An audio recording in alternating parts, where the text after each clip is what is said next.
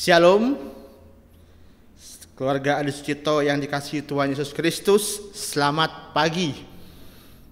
Saya tidak bisa melihat Anda, tetapi saya merasakan sukacita bagi Bapak Ibu sekalian yang di rumah, yang beribadah daring pada hari ini.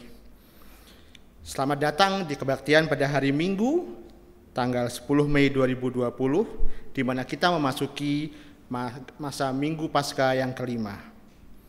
Puji syukur kehadirat Tuhan atas kasih anugerah dan penyertaan-Nya, sehingga pada hari ini kita dapat kembali menyelenggarakan ibadah daring sebagai bentuk tanggung jawab sosial bergereja yang mendukung imbauan pemerintah untuk melakukan aktivitas, termasuk aktivitas kerohanian dari rumah masing-masing. Izinkan saya untuk membacakan warta lisan pada minggu ini. Yang pertama, tentang Lapak Adi Sucipto. GKI Adi Sucipto mengundang Bapak Ibu anggota jemaat dan simpatisan yang memiliki usaha baik produk maupun jasa untuk bergabung di dalam Lapak Adi Sucipto, yaitu sebuah program yang dimana kita ingin mempublikasikan, menjembatani antara pembeli dan penyedia produk atau jasa yang ada di dalam GKI Adi Sucipto. Barang dan jasa tersebut akan dipublikasikan melalui media sosial dan jejaring gerejawi yang ada, sehingga kita bisa memperluas jangkauan, dan dengan demikian kita dapat membantu Bapak Ibu sekalian, kita semua untuk bersama-sama tetap bertahan di dalam situasi yang sulit ini. Bagi Bapak Ibu yang berminat, silakan mendaftarkan pada link yang tersedia di berikut ini, atau dapat menghubungi PIC, yaitu Ibu Elina, Penatua Agatha, atau Penatua Alfon. Setelah pendaftaran, Bapak Ibu akan dihubungi oleh PIC dan kemudian diharapkan untuk mempersiapkan foto produk atau jasanya, caption yang menarik sehingga menarik untuk ditampilkan di media sosial. Tuhan berkati. Yang kedua, tentang aksi tanggap corona. Kita GKI Adi Sucipto sebagai bagian dari masyarakat masih terus melakukan berbagai aktivitas. Salah satunya adalah pembagian nasi bungkus gratis menjelang buka puasa serta pembagian masker. Sejauh ini kita tetap secara rutin membagikan pembagian nasi bungkus pada hari Senin, Rabu, dan Jumat. Kami mengundang partisipasi Bapak Ibu sekalian untuk bisa membantu usaha ini, baik dalam donasi berupa masker kain, atau donasi nasi bungkus dengan rata-rata harga Rp8.000, atau berupa dana yang dapat ditransfer ke rekening Kespel seperti tertampil di layar. Jangan lupa untuk memberikan angka 2 di belakang dana yang ditransfer, misalkan Rp100.000 menjadi Rp100.002. Kiranya kita bisa saling membantu satu sama yang lain.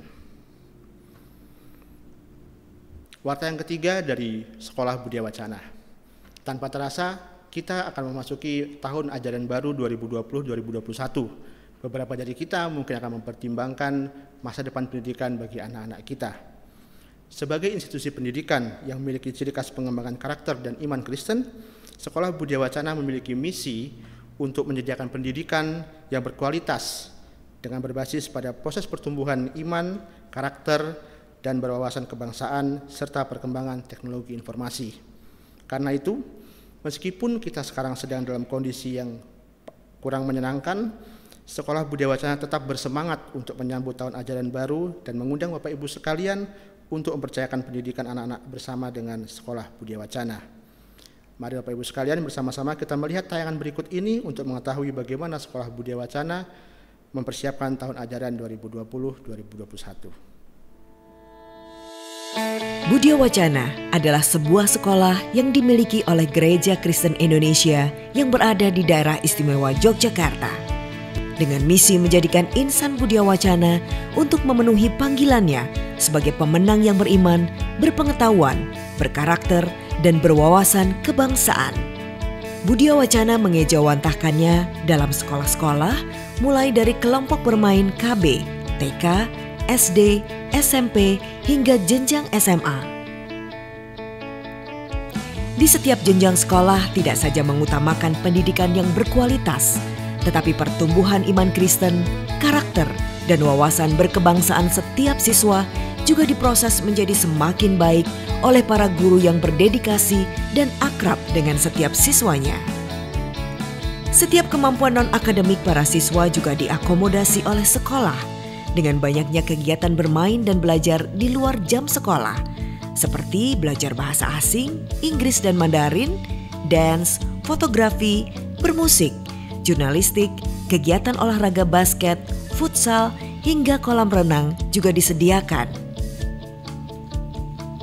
Dengan tagline barunya, karakter unggul, pemenang di era 4.0, program pendidikan berbasis perkembangan revolusi industri fase keempat juga mulai diterapkan, yakni sistem informasi manajemen sekolah yang serba digital sehingga mudah diakses oleh para orang tua siswa Budia Wacana, dan proses pembelajaran yang terintegrasi sehingga kegiatan belajar bisa dilakukan kapan saja dan di mana saja. Tidak lupa kelompok tumbuh bersama KTB juga difasilitasi oleh sekolah untuk semua siswanya, agar para siswa Budia Wacana lebih bertumbuh dalam iman dan bisa saling menguatkan. Karena masa depan sungguh ada dan harapanmu tidak akan hilang. Sekolah Budia Wacana Yogyakarta siap mewujudkan pendidikan untuk mengembangkan pribadi tiap siswanya untuk jadi seorang pemenang di era 4.0 yang sudah kita jalan.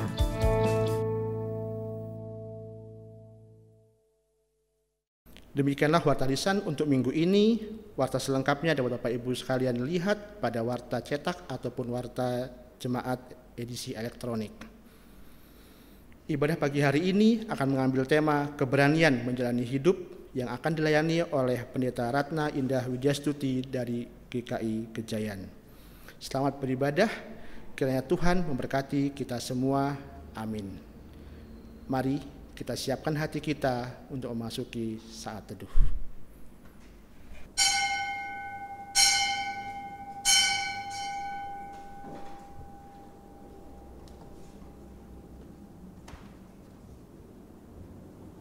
Haleluya, pujilah nama Tuhan, pujilah hai hamba-hamba Tuhan, hai orang-orang yang datang melayani di rumah Tuhan, di pelataran rumah Allah kita. Pujilah Tuhan, sebab Tuhan itu baik. Bermazmurlah bagi namanya, sebab nama itu indah. Puji Yesus.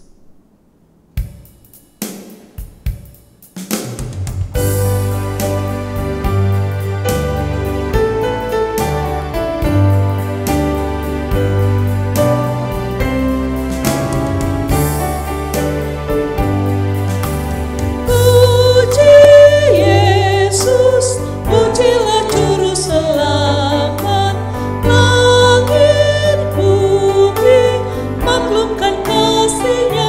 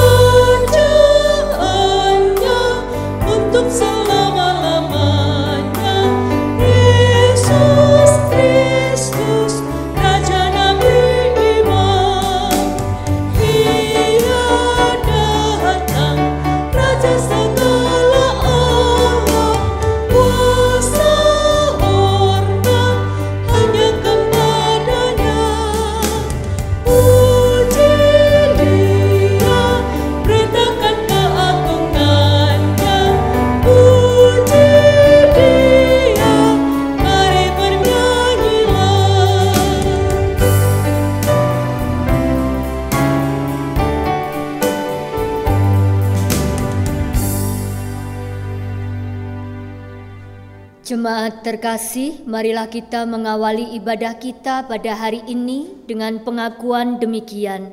Pertolongan kita adalah di dalam nama Tuhan yang menjadikan langit dan bumi, yang kasih setianya tetap untuk selama-lamanya. Amin.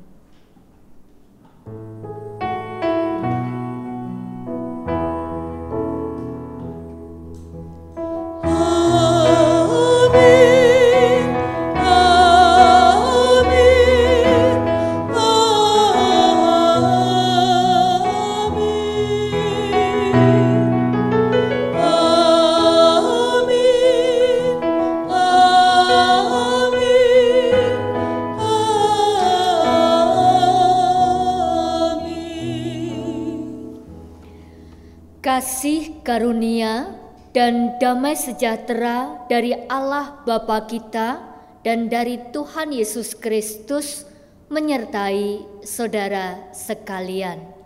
Dan menyertai saudara juga. Tema ibadah kita pada minggu pagi ini adalah keberanian menjalani hidup.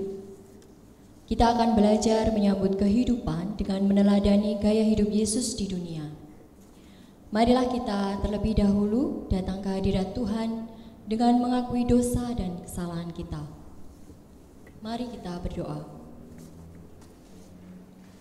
Ya Tuhan, kami merendahkan diri di hadapan-Mu dan mengakui segala dosa dan kesalahan kami. Kehidupan kami sesungguhnya belum meneladani kehidupan Kristus. Kami hidup dengan cara dan selera kami sendiri. Kami larut dalam gaya hidup yang ditawarkan dunia di sekitar kami. Kami gagal menjadi terang-Mu yang bercahaya. Kami mohon belas kasihan dan pengampunan-Mu ya Tuhan. Di dalam nama Tuhan Yesus, Juru Selamat kami memohon. Amin.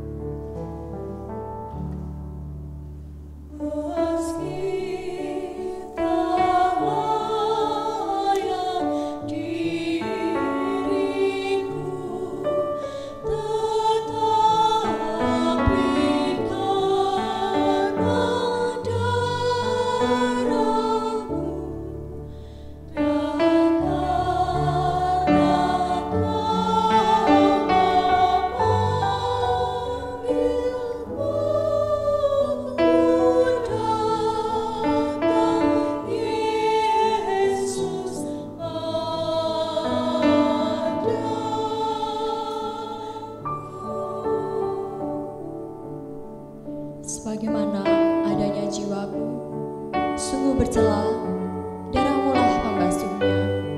Ku datang Tuhan padamu.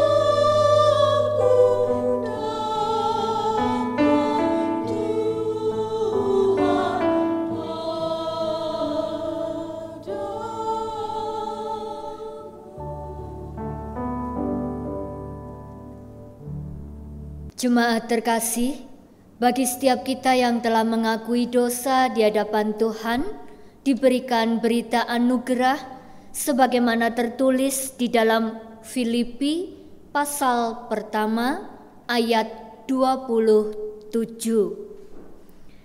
Hanya hendaklah hidupmu berpadanan dengan Injil Kristus, supaya apabila aku datang, aku melihat Dan apabila aku tidak datang, aku mendengar bahwa kamu teguh berdiri dalam satu roh dan sehati sejiwa, berjuang untuk iman yang timbul dari berita Injil.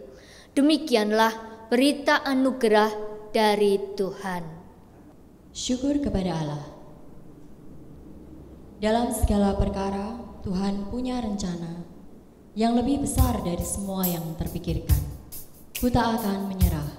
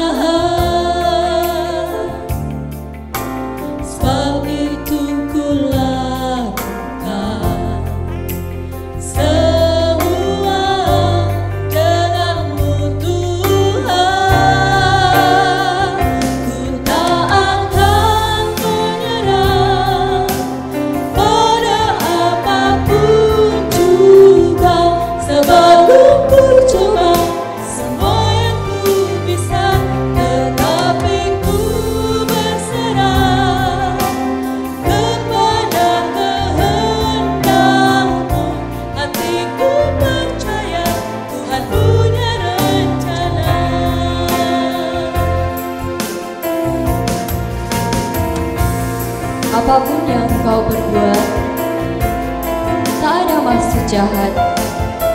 Sebab itu kulakukan semua dengan-Mu Tuhan.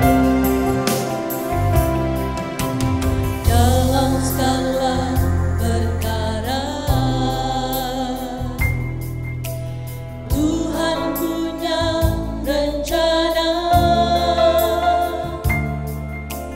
yang lebih besar dari semua yang terpikirkan. Apapun yang kau perbuat, tak ada maksud jahat. Sebab itu kulakukan semua dengan-Mu Tuhan. Ku tak akan menyerah pada apapun juga. Sebelum ku coba semua yang ku bisa, tetapi ku berserah kepada kehendak-Mu. Hatiku percaya Tuhan punya rencana.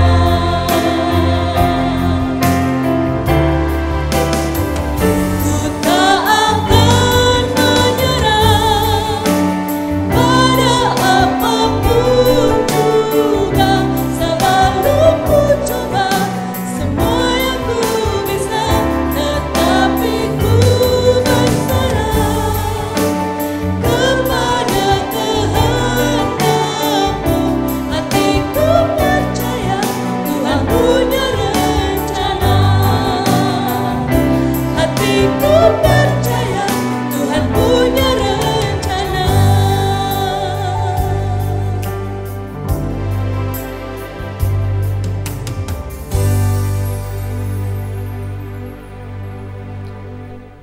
Jemaat terkasih, sebelum kita bersama membaca dan merenungkan firman Tuhan, mari kita bersatu di dalam doa.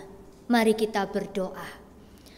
Bapa di dalam sorga, betapa kami bersyukur kepadamu ya Tuhan, di tengah situasi yang sangat membuat kami tidak nyaman, di tengah situasi yang bahkan membuat kami merasa takut, namun Tuhan senantiasa menjaga dan juga menyertai, bahkan memelihara kehidupan kami.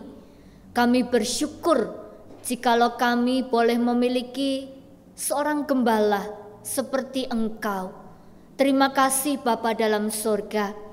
Bila sebentar kami bersama akan kembali membaca dan merenungkan firman Tuhan, Tuhan kiranya memberkati dan menolong setiap kami agar setiap bagian dari kebenaran firman Tuhan yang akan kami baca dan akan kami renungkan bersama, sungguh itu boleh menjadi penghiburan dan bahkan menjadi kekuatan untuk kami boleh kembali melangkah melanjutkan kehidupan kami dengan penuh keberanian oleh karena penyertaan, pemeliharaan, dan juga perlindungan dari Tuhan atas kehidupan setiap kami. Tuhan berkati setiap kami dengan Roh Kudus-Mu, mampukan kami agar kami tidak hanya mendengar, tetapi kami juga boleh melakukannya di dalam kehidupan kami hari lepas hari. Di dalam nama Tuhan Yesus Kristus kami berdoa. Amin.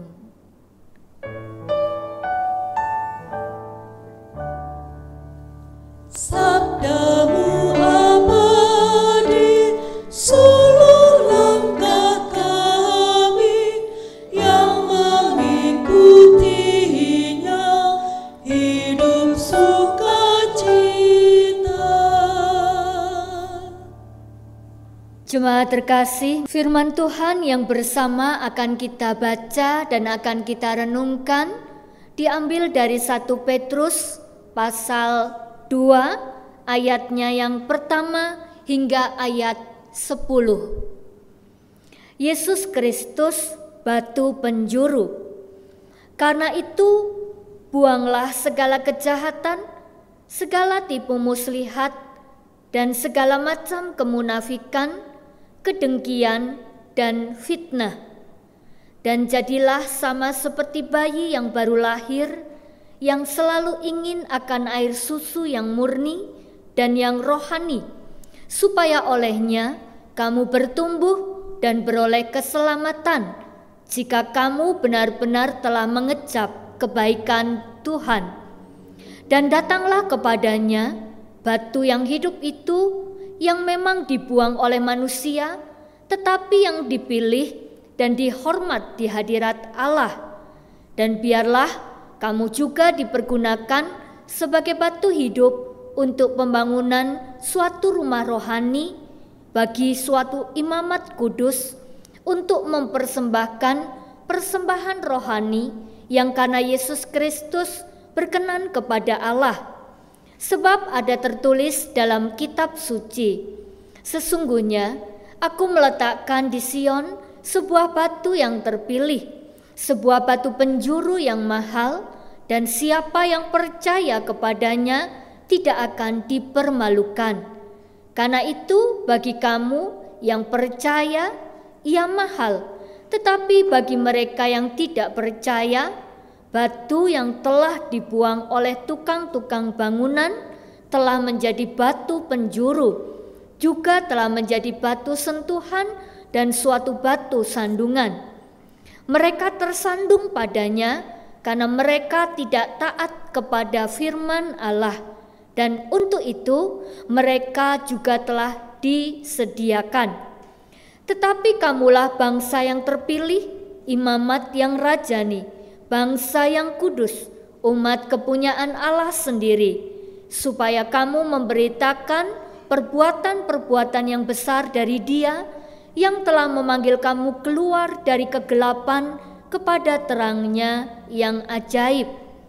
Kamu yang dahulu bukan umat Allah, tetapi yang sekarang telah menjadi umat-Nya, yang dahulu tidak dikasihani, tetapi yang sekarang telah beroleh belas kasihan.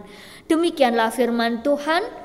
Yang berbahagia adalah setiap kita yang mendengarkan, merenungkan, dan melakukannya dalam kehidupan sehari lepas sehari. Haleluya. Haleluya, haleluya, haleluya.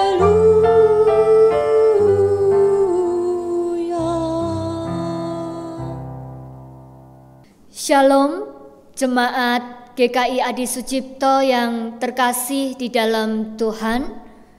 Saudaraku, marilah di tengah situasi pandemi ini kita tetap teguh berpengharapan di dalam Tuhan, kita tetap semangat dan kita selalu produktif di dalam segala hal.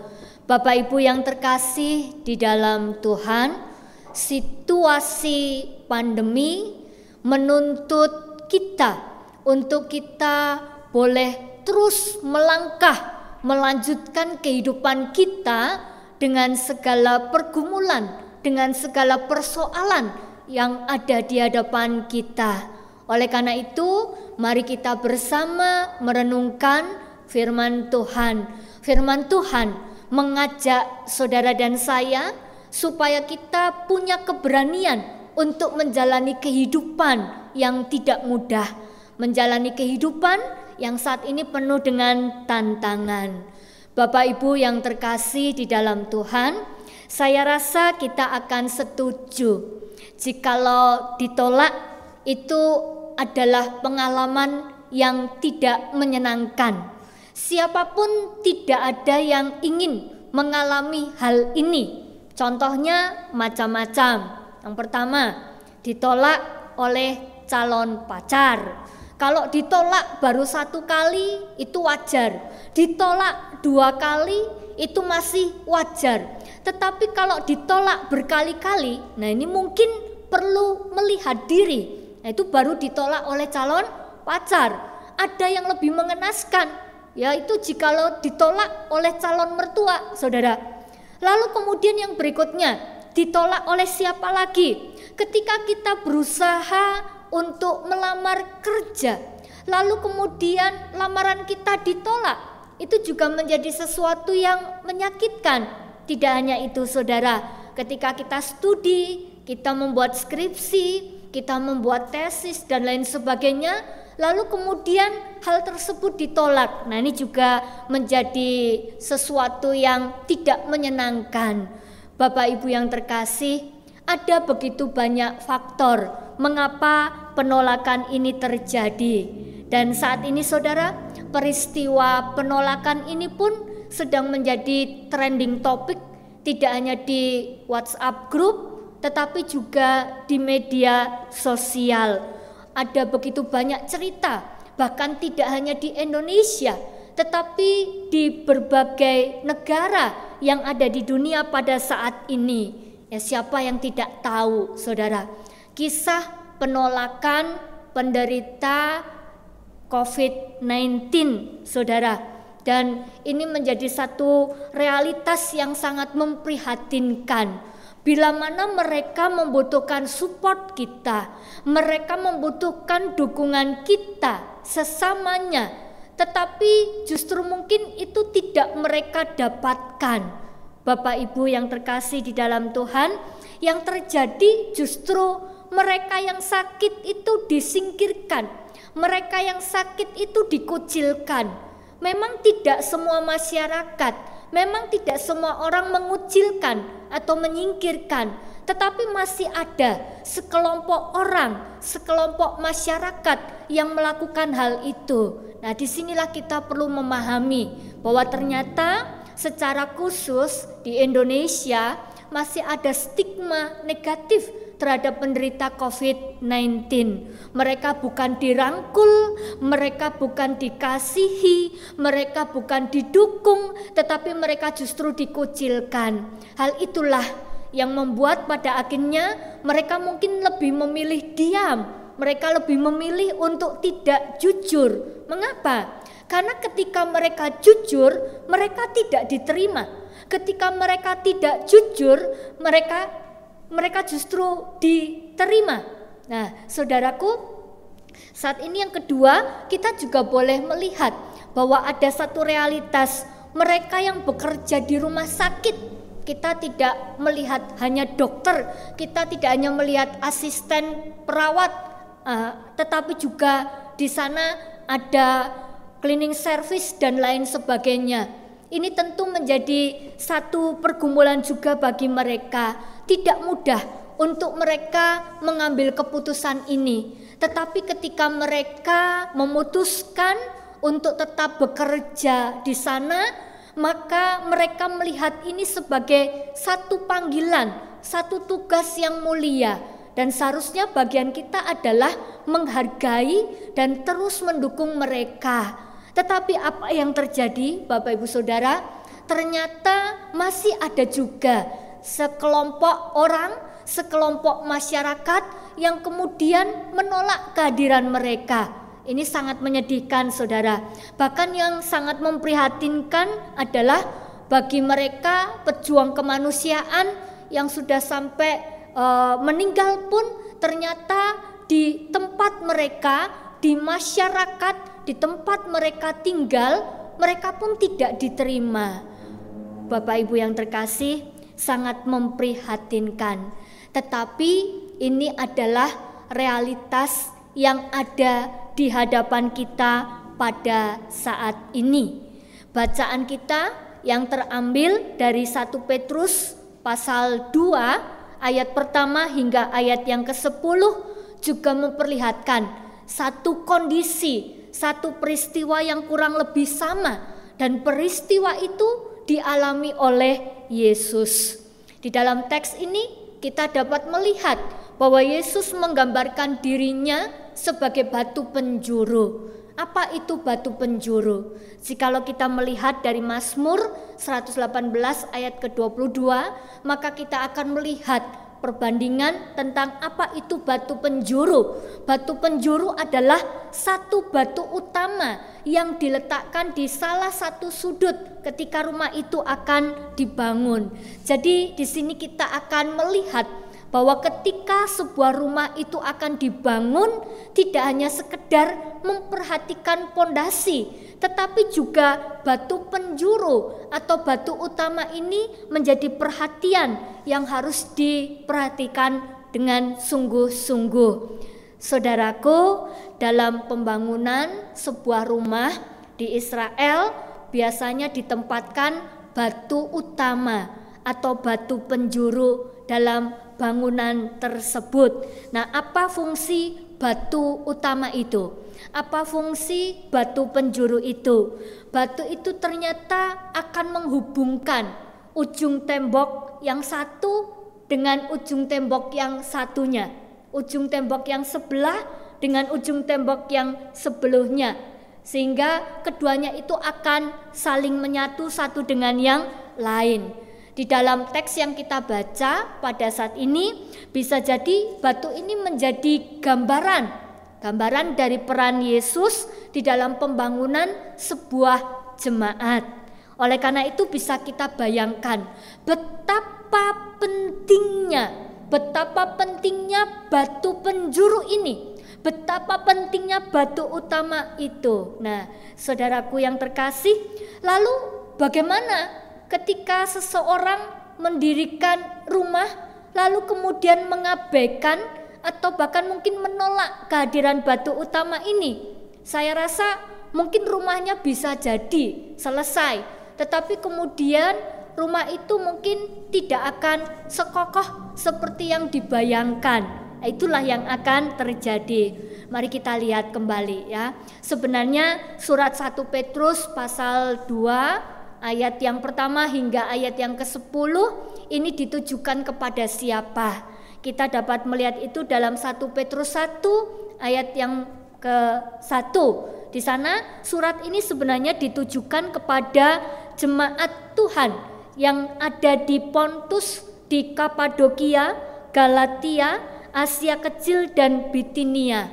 Mereka tersebar, mereka tidak hanya di satu tempat, mereka tersebar oleh karena adanya tekanan. Mereka tersebar oleh adanya penganiayaan. Nah, maka dari itulah dalam situasi yang penuh dengan tekanan, dalam situasi yang penuh dengan penganiayaan, Rasul Paulus mengingatkan setiap mereka supaya mereka jangan sampai meniadakan Kristus sebagai batu penjuru, sebagai batu utama di dalam kehidupan mereka, baik secara pribadi ataupun sebagai persekutuan. Surat ini juga mengingatkan saudara dan saya sebagai orang percaya pada masa kini. Dalam kehidupan yang kurang lebih 40 hari ini penuh dengan dinamika, ada begitu banyak pergumulan, ada begitu banyak penderitaan, ada begitu banyak persoalan oleh karena pandemi virus corona ini saudara. Dan ini memberi dampak yang luar biasa.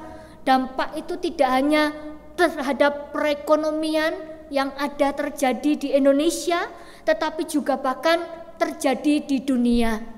Saudaraku yang terkasih, jangan sampai pergumulan, jangan sampai persoalan, penderitaan ini membuat saudara dan saya meniadakan Kristus di dalam kehidupan kita. Nah, pertanyaannya adalah dalam situasi yang terjadi seperti sekarang ini, mari kita tanyakan kembali kepada diri kita masing-masing. Sungguhkah ia ada di dalam kehidupan kita sebagai orang percaya? Sungguhkah ia menjadi batu penjuru di dalam kehidupan kita? Jangan-jangan belum, jangan-jangan tidak ada.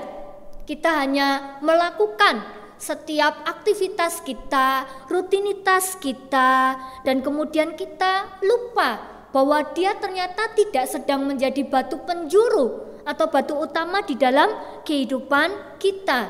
Satu ciri yang akan kita temukan jikalau seseorang atau sekelompok orang meletakkan dia sebagai batu penjurunya, ciri yang paling utama adalah orang itu punya keberanian untuk menjalani kehidupan.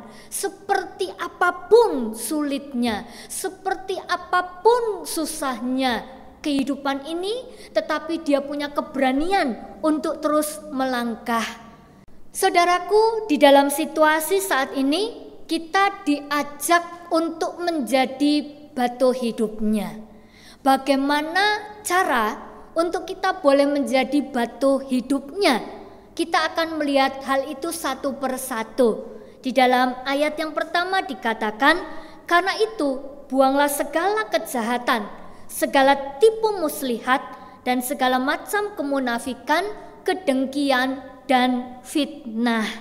Kita diajak sebagai orang percaya untuk melihat dan belajar dari umat Tuhan di waktu yang lalu.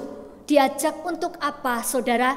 Diajak untuk membuang kejahatan, diajak untuk membuang tipu daya, tipu muslihat, taktik untuk menjebak, kedengkian, iri, dan bahkan fitnah. Artinya apa, saudara? Kita semua diajak untuk membuang segala sesuatu yang tidak berguna, segala sesuatu yang tidak ada gunanya jika itu kita pertahankan di dalam kehidupan kita.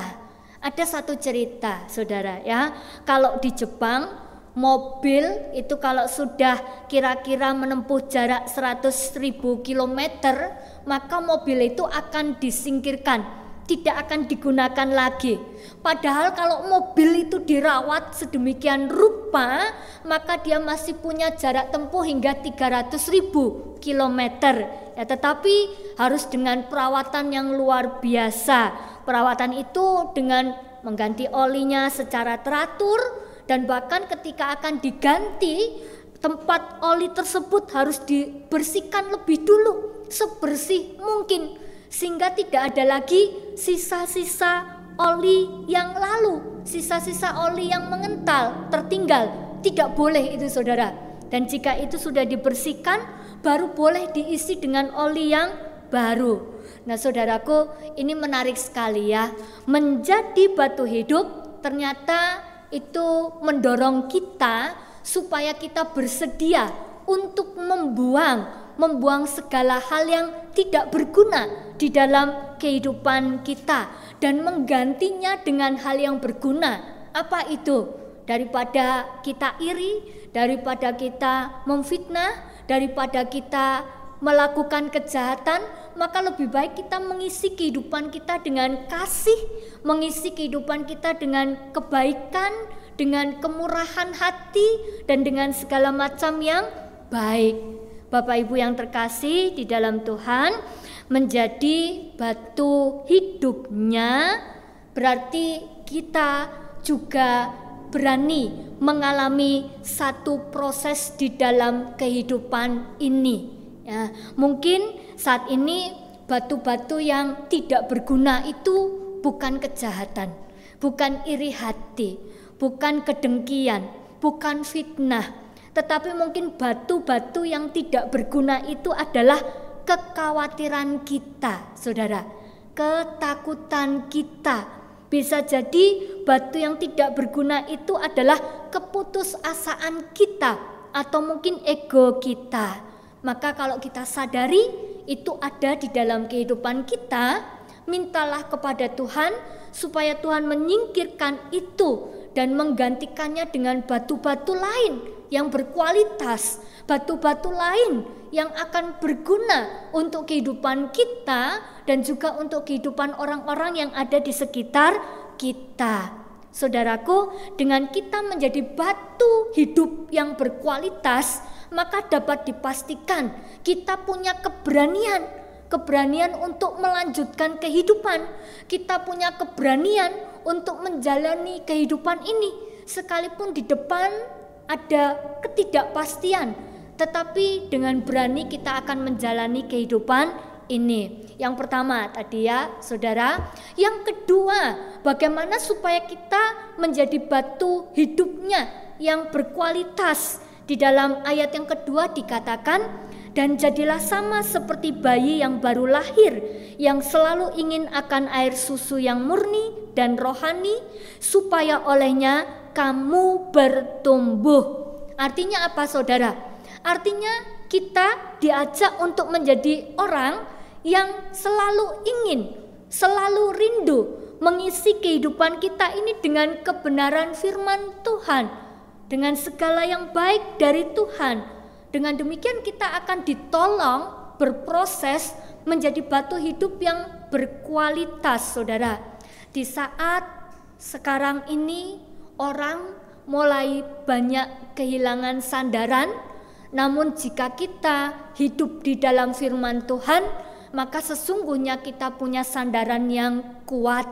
Bahkan kita tidak hanya kuat untuk diri kita sendiri. Dengan firman Tuhan, kita akan dipakai oleh Tuhan juga untuk menjadi sandaran bagi orang lain yang mungkin saat ini sedang membutuhkan kehadiran saudara dan saya. Luar biasa. Ini yang kedua, menjadi batu hidupnya yang berkualitas. Lalu kemudian yang ketiga adalah di dalam ayat yang ketiga, jika kamu benar-benar telah mengecap kebaikan Tuhan, mengecap itu bukan sekedar merasakan, tetapi mengecap itu menikmati. Jikalau kita saat ini di tengah situasi yang sulit masih mampu menikmati kebaikan Tuhan, ketika pagi hari kita bangun, kita masih bisa bernafas dengan begitu baik, dengan begitu leluasa, sedangkan di sekitar kita hari ini ada begitu banyak orang yang bergumul untuk menarik nafas satu persatu, bahkan sangat kesulitan. Nah, disinilah kita sungguh boleh melihat dan bahkan mengecap kebaikan Tuhan. Jikalau kebaikannya sudah kita rasakan, jikalau kebaikannya sudah kita nikmati, maka bagian saudara dan saya hari ini adalah kembali membuat orang lain boleh merasakan, boleh mengecap kebaikan Tuhan lewat hidup saudara dan saya. Kalau hari ini kita masih boleh menikmati berkat Tuhan, kita masih boleh makan, maka apa yang bisa kita lakukan untuk orang-orang di luar sana yang mungkin hari ini pun mereka sedang berpikir mereka akan makan apa. Mari saudara, tanpa melihat siapa mereka, tanpa melihat apa latar belakang mereka, tanpa melihat apa suku mereka, kita lakukan kebaikan-kebaikan itu dan buatlah mereka untuk mereka boleh merasakan mengecap kebaikan dari Tuhan. Yang keempat saudara, bagaimana kita menjadi batu hidupnya. Di sana dalam ayat yang keempat dikatakan, dan datanglah kepadanya batu yang hidup itu, yang memang dibuang oleh manusia, tetapi yang dipilih dan dihormati di hadirat Allah. Hal ini menjadi satu dorongan, menjadi alasan yang sangat kuat untuk kita boleh menerima batu penjuru itu. Nah, dengan demikian saudara, ketika Kristus menjadi batu penjuru di dalam kehidupan saudara dan saya, maka dapat dipastikan saudara dan saya, kita akan menjadi pribadi, kita akan menjadi keluarga, kita akan menjadi pekerja, kita akan menjadi sebuah persekutuan yang kokoh. Yang kedua, kita akan menjadi pribadi, keluarga, pekerja, persekutuan yang punya keberanian untuk melihat ke depan, untuk menjalani kehidupan di depan sana. Luar biasa. Dan apa yang terjadi saudara? Ketika kita tidak menjadikan dia sebagai batu penjuru di dalam kehidupan ini, yang pertama adalah hidup kita akan mudah roboh oleh peliknya persoalan yang saat ini sedang terjadi di tengah kehidupan kita. Yang kedua, bahkan mungkin kita bisa menjadi batu sandungan, bukan menjadi batu hidup, tetapi justru menjadi batu sandungan, memberi dampak negatif untuk kehidupan orang-orang yang ada di sekitar kita. Pandemi ini mengajak saudara dan saya belajar untuk kita menjadi batu hidup dan bukan menjadi batu sandungan. Masa pandemi ini menjadi masa di mana Tuhan sedang mengingatkan kita supaya kita juga boleh saling tolong menolong. Kita boleh menguatkan saudara-saudara kita yang saat ini mereka sedang mengalami dampak dari pandemi virus corona. Maka yang bisa kita lakukan adalah satu, teruslah berdoa. Berdoa untuk siapa? Untuk pemimpin negeri ini. Mintalah kepada Tuhan supaya setiap mereka yang Tuhan pakai diberi kekuatan, Tuhan menjaga, Tuhan melindungi, dan bahkan Tuhan juga memberikan hikmat agar mereka senantiasa dimampukan untuk melakukan tugas mereka. Bahkan mereka boleh mengambil keputusan yang baik dan juga bijak. Yang kedua yang bisa kita lakukan adalah menerima dan merangkul mereka yang saat ini mungkin mereka terpapar virus corona, mendukung dan mensupport mereka dan bahkan keluarga mereka. Dan bukan hanya itu saudara, bagi setiap mereka yang hari ini mendedikasikan hidupnya untuk merawat orang-orang yang saat ini sedang sakit, kita pun juga harus memberikan dukungan. Satu tugas yang mulia, keputusan yang tidak mudah. Mereka harus meninggalkan keluarga mereka, meninggalkan suami, istri atau anak, bahkan orang tua mereka demi sebuah tugas yang luar biasa mulia. Mari kita dukung mereka terus. Lalu kemudian yang berikutnya adalah kita juga mendorong agar setiap orang yang ada di sekitar kita yang mungkin hari ini mereka terpapar virus corona, tetapi mereka belum berani untuk menyampaikannya, untuk mengungkapkan apa yang terjadi dengan dirinya, sampai mereka punya keberanian untuk mereka boleh jujur mengatakannya. Dan yang tidak kalah penting adalah, saudaraku, mari kita jangan cepat mudah percaya dengan berita yang saat ini dengan sangat mudah bisa terekspos di media sosial. Karena tidak semua berita itu benar. Bisa jadi berita itu adalah sebuah kebohongan. Dan dari sinilah kita juga diajak untuk lebih bijak di dalam men-sharingkan setiap berita. Supaya apa? Supaya berita yang kita sharingkan itu adalah berita yang menjadi berkat. Dan tidak hanya itu, saudara, jikalau kita boleh merasakan kebaikan Tuhan, maka hari ini yang bisa kita lakukan adalah buatlah mereka juga boleh merasakan kebaikan Tuhan. Melalui apa? GKI Adi Sucipto punya lapak GKI Adi Sucipto. Ini adalah satu wadah yang sangat baik.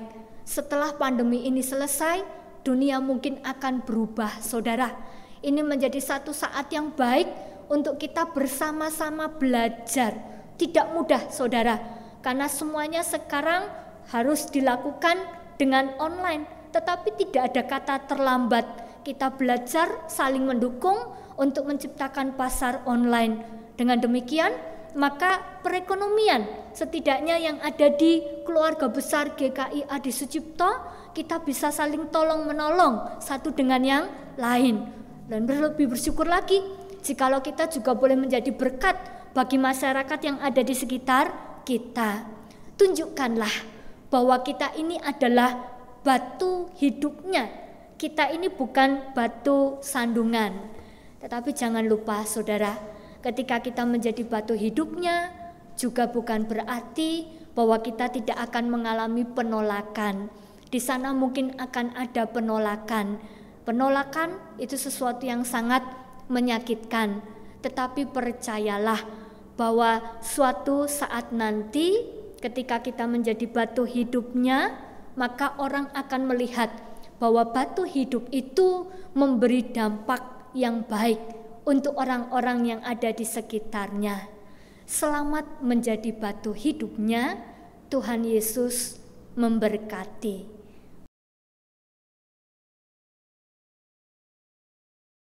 Mari kita berdoa. Bapa di dalam sorga, kami menaikkan syukur kepadamu ya Tuhan, ketika hari ini kembali kami diingatkan untuk kami boleh menjalani kehidupan dengan penuh keberanian. Kami sadar Tuhan bahwa masa-masa ini menjadi masa-masa yang berat, masa-masa yang menakutkan.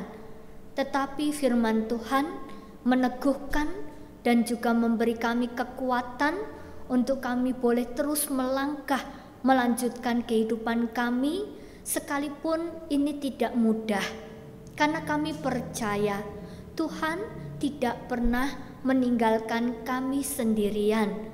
Terima kasih untuk setiap kebaikan Tuhan yang boleh kami rasakan, boleh kami kecap, bahkan sampai hari ini kami boleh melihat Tuhan menjaga, Tuhan melindungi, bahkan Tuhan memelihara kehidupan setiap kami.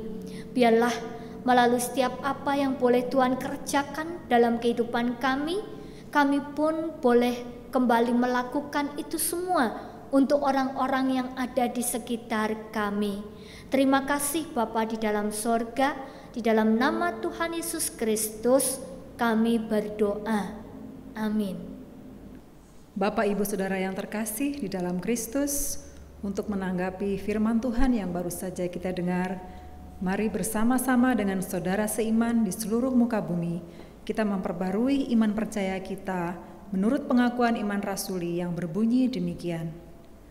Aku percaya kepada Allah, Bapa yang Maha Kuasa, Khalik langit dan bumi, dan kepada Yesus Kristus, Anaknya yang tunggal Tuhan kita, yang dikandung dari Roh Kudus, lahir dari anak darah Maria, yang menderita sengsara di bawah pemerintahan Pontius Pilatus, disalibkan, mati dan dikuburkan, turun ke dalam kerajaan maut, pada hari yang ketiga bangkit pula dari antara orang mati, naik ke surga, duduk di sebelah kanan Allah Bapa yang Maha Kuasa, dan dari sana ia akan datang untuk menghakimi orang yang hidup dan yang mati.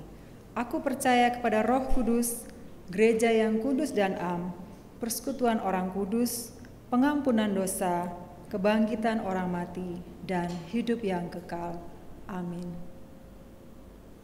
Jemaat yang terkasih, mari kita bersatu di dalam doa syafaat. Mari kita berdoa. Bapa di dalam sorga, betapa kami bersyukur di tengah peribadahan kami pada pagi hari ini, Tuhan memberi kami kesempatan untuk kami boleh menaikkan setiap doa, permohonan bagi setiap pergumulan yang terjadi di sekitar kami pada saat ini. Kami mau berdoa untuk setiap upaya pemulihan pandemi corona yang ada terjadi di seluruh dunia. Secara khusus kami mau berdoa untuk Indonesia dan juga untuk kota Yogyakarta. Bapa di dalam sorga, kami berdoa memohon biarlah Tuhan senantiasa menolong kami untuk kami boleh memiliki sikap yang bijak di dalam menghadapi pandemi ini, agar kami boleh melakukan setiap himbauan yang boleh diberikan oleh pemerintah. Bapa di dalam sorga, kami juga mau berdoa untuk saudara-saudara kami yang saat ini terkena dampak dari pandemi virus corona, baik mereka yang terdampak secara langsung ataupun tidak langsung. Kami berdoa Tuhan kiranya memberi kekuatan, Tuhan juga memberikan pengharapan dalam kehidupan mereka. Biarlah mereka boleh terus teguh di dalam iman dan juga percaya mereka kepada Engkau. Tidak lupa kami juga berdoa untuk jemaat GKI Adi Sucipto. Tuhan, sudah cukup lama kami tidak bertemu, kami tidak mengadakan ibadah tatap muka. Namun saat ini kami tetap dipersatukan di dalam doa-doa kami. Tuhan berkati agar kami boleh tetap sehati, kami boleh tetap sepikir di dalam Engkau. Kami juga boleh dipakai untuk terus menolong orang-orang yang ada di sekitar kami. Ya Tuhan, kami juga mau berdoa untuk setiap anak-anak kami yang hari ini mereka harus belajar secara mandiri di rumah dengan online. Tuhan memberkati dan menolong agar semuanya itu tidak mengurangi setiap hal yang baik dari pendidikan yang boleh mereka terima pada saat ini. Tuhan berikan hikmat, Tuhan juga berikan kesabaran untuk setiap orang tua yang hari ini mereka harus menggantikan peran guru itu dalam kehidupan anak-anak mereka. Biarlah setiap orang tua diberikan kesabaran, diberikan sukacita untuk boleh menolong, untuk boleh mendampingi putra-putri terkasih. Kami juga mau berdoa setiap anak-anak-Mu yang saat ini tengah menempuh studi di bangku perkuliahan. Tuhan, Engkau juga menolong mereka agar sekalipun mereka kuliah dengan daring, tetapi mereka boleh tetap mengerti setiap tugas, bagian, dan bahkan tanggung jawab mereka sebagai seorang mahasiswa. Bapa di dalam sorga, saat ini kami juga mau berdoa untuk proses kependetaan dari Penatua Agatha. Kami mohon kiranya Tuhan membimbing dan juga menolong, melengkapi Penatua Agatha agar anak-Mu ini boleh semakin diperlengkapi dan ditolong dari waktu ke waktu untuk dia boleh menjadi seorang hamba Tuhan. Kami juga mau berdoa untuk proses penerimaan siswa baru di Sekolah Budia Wacana. Tuhan, sekalipun dalam kondisi yang demikian sulit, tapi kami terus memohon agar Tuhan menolong semua proses boleh berjalan dengan lancar, semua proses boleh berjalan dengan baik. Dan juga untuk setiap staf dan juga tenaga pengajar yang ada di Sekolah Budia Wacana, Tuhan memberkati, menolong dan melengkapi agar mereka boleh dipakai menjadi alat Tuhan untuk membimbing dan menolong di dalam mendidik anak-anak agar mereka boleh menjadi jiwa-jiwa yang memiliki karakter yang baik sesuai dengan iman Kristiani. Bapa di dalam sorga, saat ini kami juga mau berdoa untuk saudara-saudara kami yang bersuka cita oleh karena Tuhan menambahkan 1 tahun usia di dalam kehidupan mereka. Terima kasih mereka boleh merayakan kehidupan, mereka boleh melihat kebaikan-kebaikan Tuhan yang Tuhan terus nyatakan dalam setiap langkah kehidupan. Kami mau berdoa untuk saudara Agatha Karis Wibisono Putra, untuk anak dari Bapak Filia Dwi Idianto, untuk Bapak Anggoro Desta, untuk Ibu Elia Asis Widyastu, untuk saudara Joy Krisetyo Prayogo, untuk Ibu Retno Resti Dwiyati, untuk Ibu Ivon Winda Tampenawas, untuk saudari Clara Melina Setio Dityo, untuk saudari Eviana Ulitaria Panjaitan, untuk anak Widya Elizabeth Naomi Malau. Terima kasih Tuhan untuk sukacita, terima kasih untuk pertambahan usia yang boleh anak-anak-Mu ini rasakan, untuk anak-anak-Mu ini boleh terima. Biarlah dari waktu ke waktu mereka boleh terus melihat dan mengecap kebaikan Tuhan. Berkati setiap mereka dengan kesehatan, berkati dengan panjang umur, dan berkati dengan segala kebaikan, agar dimanapun mereka berada, mereka juga boleh kembali menjadi berkat bagi setiap orang-orang yang ada di sekitar mereka. Terima kasih Tuhan, ini doa kami yang kami mau panjatkan hanya di dalam nama Tuhan Yesus Kristus yang telah mengajar kami berdoa. Bapa kami yang di sorga, dikuduskanlah namamu, datanglah kerajaanmu, jadilah kehendak-Mu di bumi seperti di sorga. Berikanlah kami pada hari ini makanan kami yang secukupnya, dan ampunilah kami akan kesalahan kami, seperti kami juga mengampuni orang yang bersalah kepada kami. Dan janganlah membawa kami ke dalam pencobaan, tetapi lepaskanlah kami daripada yang jahat. Karena Engkaulah yang mempunyai kerajaan dan kuasa dan kemuliaan sampai selama-lamanya. Amin. Bapak Ibu sekalian, pada hari ini kita diberikan kesempatan untuk memberikan persembahan sebagai ungkapan syukur kita atas berkat penyertaan Tuhan dalam kehidupan kita. Mari kita berikan persembahan yang didasari dari Amsal 11 ayat 24 sampai 25. Amsal 11 ayat 24 sampai 25. Kita baca bersama-sama. Ada yang menyebar harta tetapi bertambah kaya. Ada yang menghemat secara luar biasa namun selalu berkekurangan. Siapa banyak memberi berkat, diberi kelimpahan. Siapa memberi minum, ia sendiri akan diberi minum. Mari memberikan persembahan dengan memujikan, sudahkah yang terbaik kuberikan.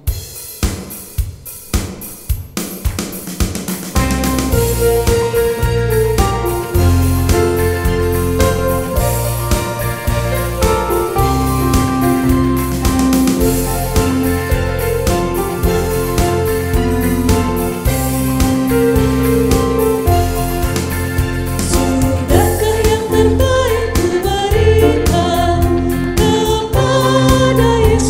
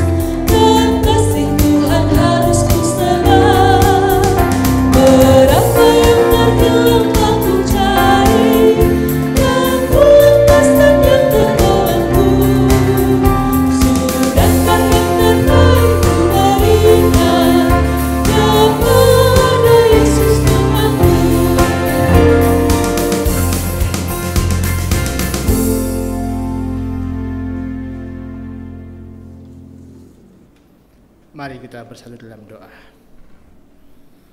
Tuhan adalah Bapa kami yang berada dalam kerajaan surga. Kembali kami datang ke hadirat-Mu ya Tuhan untuk mengucap syukur Bapa atas segala yang Tuhan berikan kepada kami dalam kehidupan kami ya Bapa. Kami juga saat ini ingin membawa persembahan kami ini Tuhan kepadamu ya Bapa sebagai ungkapan syukur kami Tuhan, karena Engkau begitu baik dalam kehidupan kami ya Allah.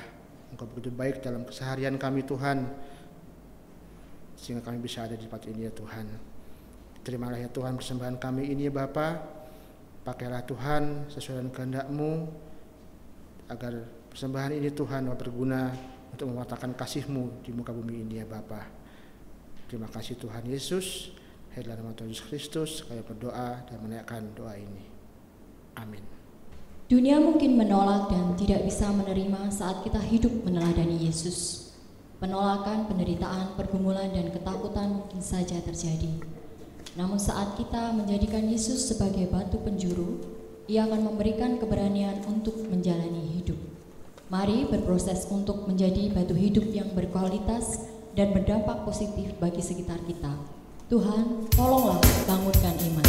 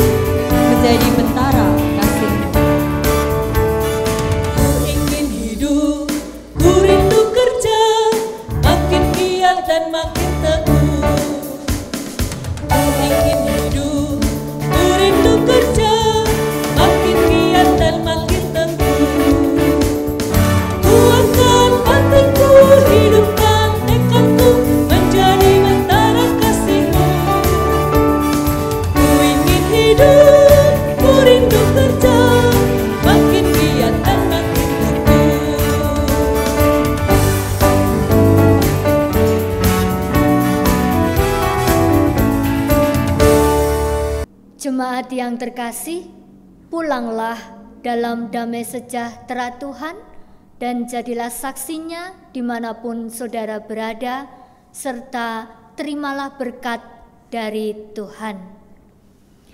Allah sumber pengharapan memenuhi saudara dengan segala sukacita dan damai sejahtera dalam iman saudara, supaya oleh kekuatan Roh Kudus saudara berlimpah-limpah dalam pengharapan. Haleluya. Amin.